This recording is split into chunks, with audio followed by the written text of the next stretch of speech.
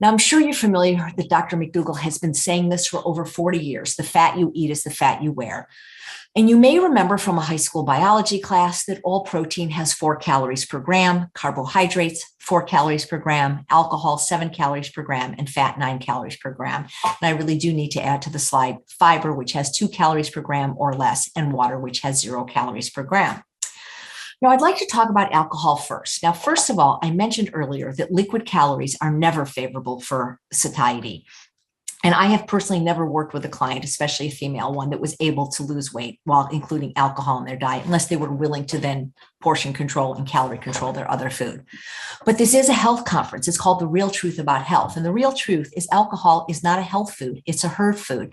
And all the research that has recently come out of Oxford is saying that no amount of alcohol is regarded as safe for brain health. That even moderate drinking will shrink your brain. And we've known for a long time that it creates cancer in every cell it touches. And it's just not a health food. So if your goal is health in addition to weight loss, and by the way, when you eat the diet that makes you healthy, the weight ceases to be a problem, then alcohol is not something you're going to include really ever.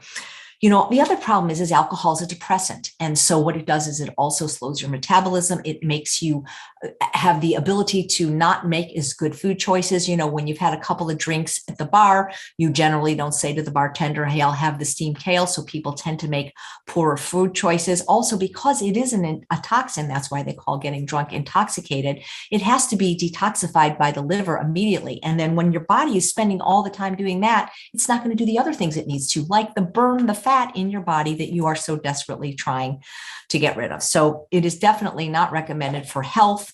Any potential benefit from the alcohol would be found in the grape. And I'm so thrilled that the Shirzais have come out, that the well-known vegan plant-based neurologists are basically saying no alcohol, unless you generally want to get Alzheimer's or cancer. Now, the thing that is so interesting about fat is it's more than twice as calorically dense as protein and carbohydrates. And one of the easiest ways to dilute the calorie density of your meals, I told you one way is to add vegetables, whether that's actually eating them or the stealth approach where you're hiding them in things like sauces. But fat is more than twice as calorically dense. And so by decreasing the fat content of your diet, you're automatically lowering the caloric density of your diet. You know, there's something that's called de novo lipogenesis, and pigs can do this. This is where they convert protein and carbohydrate to fat. But human beings cannot really do that readily unless under extraordinary circumstances, like really eating like 20,000 calories a day. So when you overeat on dietary fat, it is easily and effortlessly stored as body fat because it takes only 3% of the calories in the dietary fat to be stored as body fat. That's where they get the saying, a moment on the lips, forever on the hips. But when you eat excess protein or carbohydrates, you can't really store it as body fat. So what happens is it gets stored either in the muscles or liver as glycogen. It escapes through the body as the top of the head through heat or as the fidget factor. So if somebody really is an emotional eater and wants to overeat and have an extra sweet potato, it's not going to be a problem, because even if you could convert protein and carbohydrate easily to fat, it would take at least 30% of the calories in those foods to do it. But human beings really can't do it very efficiently. Now, the next set of slides I'm going to go through fairly quickly. These are just visual representations of the different amounts of food you can eat if you're willing to lower the fat in the food you're eating. So for the same amount of fat in one potato chip, you could have 40 baby carrots. For the same amount of fat in one cracker with a traditional sour cream and dip, you can have an entire crudité tray with a fat-free bean dip. For the same amount of calories in a tablespoon of ranch dressing, you can have 10 pounds of cherry tomatoes. For the same amount of fat in one chocolate chip, you can have 5 pounds of grapes. And then you can freeze them, and it's like eating sorbet. The breakfast sandwich in the lower right-hand corner, which is characterized by golden arches, and as Dr. Hans Diehl has often said, the more you eat at the golden arches, the faster you reach the pearly gates, or as I like to say, you're never going to get $1 million figure eating off the dollar menu. That sandwich has 25 grams of fat. You can eat 12 pounds of fruit salad and only consume trace amounts of fat. You can have a fun-sized bag of M&Ms or 13 apples for the same amount of fat, or have a huge bowl of vegan chili or the world's tiniest bite of pizza. You can have a huge bowl of salsa or 2 tablespoons of guacamole. And again, guacamole, avocado is not unhealthy, but I want to tell you about the time that I was working at the True North Health Center, where they prescribe a plant-exclusive, SOS-free, lower in fat, all-you-can-eat ad libitum diet. We didn't get guacamole there more than about once a month, and it would come out once a month, and then it would be there as a topping to put on the roasted potatoes that the chefs would make.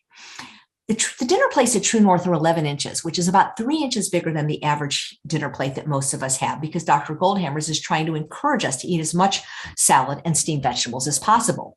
So we hadn't seen any guacamole in about a month, and most of us filled half of our 11-inch dinner plates with guacamole. And Dr. Goldhammer said, does anybody know what a serving of guacamole is? And nobody raised their hand. And he said, 2 tablespoons. And I said, you mean per chip? And he said, no, per day. And sure enough, if you look at a package of commercial guacamole, that's what it says a serving is. If you can do it, then do it. But most of us can't. And you can have huge amounts of salsa. And salsa, in my opinion, should be a food group. There's so many different varieties and ways to make them. You can have the world's smallest half fudge sundae or a huge bowl of fruit sorbet that you can make in any one of those wonderful Yonana's machines, Blendtec, Vitamix, Champion Juicer. You can have a huge salad with balsamic vinegar dressing, but the minute you put some cheese on it, now we have 7 grams of fat.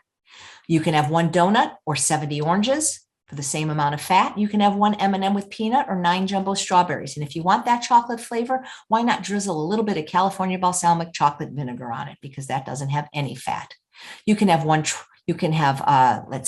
is 26 oranges or 1 truffle. You can have 1 peanut or 3 cups of air pop popcorn. But keep in mind, air pop popcorn is not a weight loss food. It is 1,800 calories a pound. It is missing water. Remember that, want that water and that fiber together. So you'd be much better off eating whole corn, which is 500 calories per pound. And did you know it takes about 16 years of corn to make 1 tablespoon of corn oil? Most people can't eat that much corn, but you can certainly eat that much oil very easily. 44 olives to make 1 tablespoon of olive oil. You can have 2 huge baked potatoes. And if you're near a Wendy's, they make the fluffiest, best baked potatoes. I eat them all the time. Or you could have 2 French fries. Or you could have the best of both worlds, get an air fryer and take those 2 potatoes and have all the French fries you want. So just to review, the foods in the left, the foods to the left of the red line, the foods that are in green, these are the healthiest foods on the planet. They come from whole plants. They're found in nature. They contain vitamins, minerals, antioxidants, phytochemicals, micronutrients. They contain fiber and water intact, which creates bulk and it creates satiety. The foods in the red, these are processed foods. They are not found in nature. They contain very few to no micronutrients and very little to no water or fiber. And so they contribute very little to satiety. The foods in The foods in purple are very healthful foods, but they're very calorically dense. And in my opinion, best included in small amounts after weight loss is achieved. Okay, so does this plan work? Well, it worked for me. But what about everybody else? So I'm just going to quickly go through pictures of people that have been in my program or that I work with. That's Angela. Works for men too, and even people in their 70s. That's Will and Faith. They're wonderful bloggers and YouTubers now. Works for couples.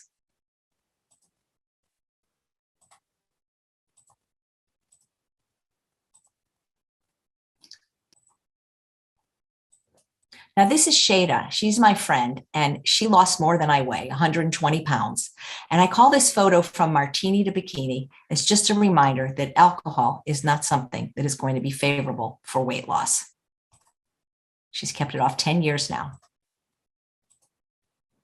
So, in my opinion, for optimal health, disease prevention, disease reversal, and more importantly, to experience ultimate weight loss, eat to the left of the red line. If you'd like to know more about my work, I've written this book called The Secrets to Ultimate Weight Loss. I have a new book now, and this is my website. Thank you very, very much for allowing me the privilege of speaking at your wonderful conference.